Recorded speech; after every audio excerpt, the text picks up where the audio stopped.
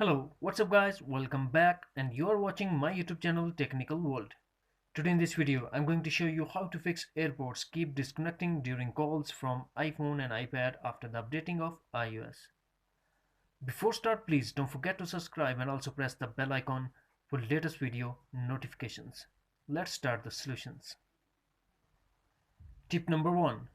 Forget and reconnect Airpods. For that, first we have to go to Settings, then tap Bluetooth, and we have to tap on I symbol in front of your connected AirPods. After that, scroll down and tap on Forget and tap again Forget device. After that, go back to iPhone home screen and force restart your iPhone. For that, press home button and the power button at the same time until we see Apple logo, and also depend on your iPhone model to force restart. After force restart, same goes to settings, tap on Bluetooth and reconnect your AirPods. Now we go for tip number 2.